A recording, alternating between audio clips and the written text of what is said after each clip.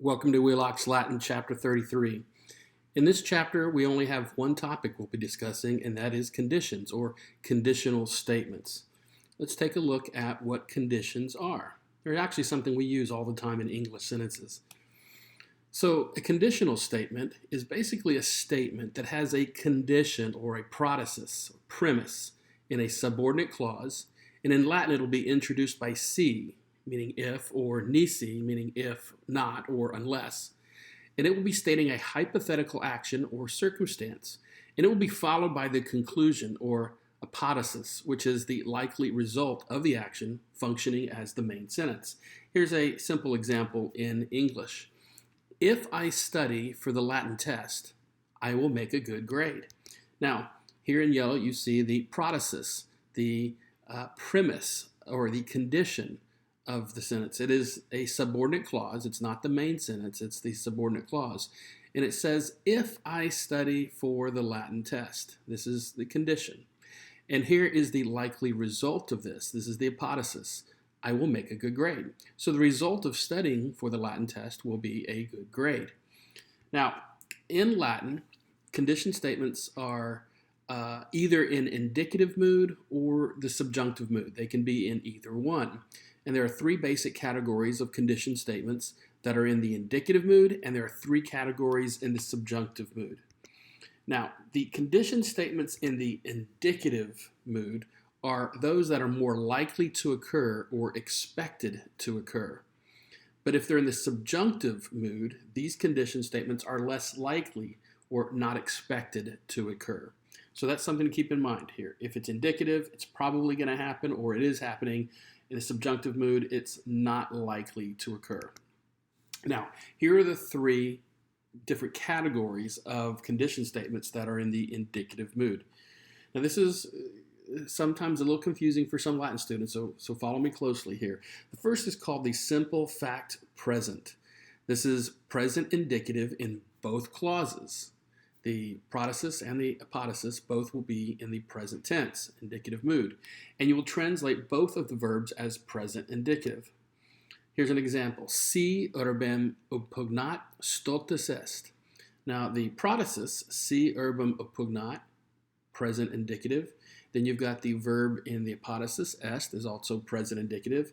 So we just translate both of them as present indicative. That one's actually pretty straightforward.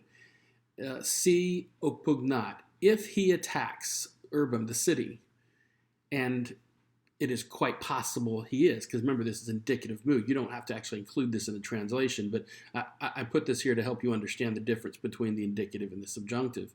If he attacks the city, and it's quite possible that he is attacking the city, comma, stultus est, he is foolish. So both of these in the simple fact present get translated in the present tense.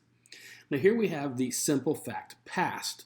Now here we're going to have a past tense indicative. It's either going to be imperfect or perfect, and again indicative mood in both clauses.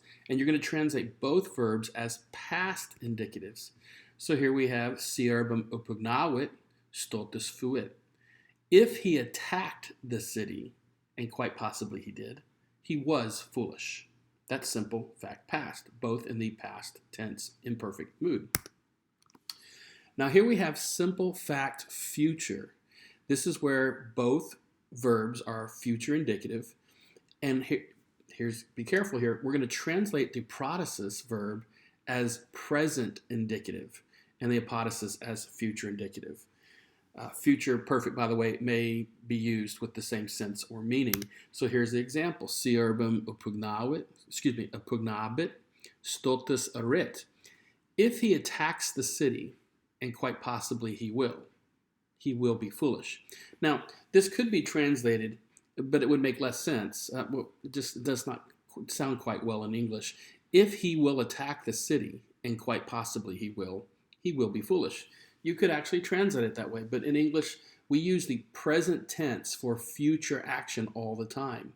And so if he attacks the city, the fact that you have the if, the si here with this future tense tells you that it's future. The if with the present tense, I should say, tells you that it's future. If he attacks the city. We don't have a question in our mind that this is not a present tense action. We know that it's in the future because we have the word if. The action hasn't started taking place yet. So we know that it's future. It just sounds better in English to say if he attacks as opposed to if he will attack the city. All right, let's look at the subjunctive mood conditional statements. The first one is called the contrary to fact present. This is where both verbs are in the subjunctive imperfect, and you will translate the verbs as were-ing, whatever that verb is. That's in the protasis, and would be in the apodosis. Here, same sentence with just a different tense here. Si urbem opugnaret, stultus esset.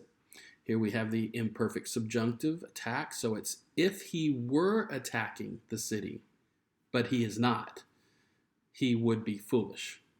But he's not, because he's not attacking the city.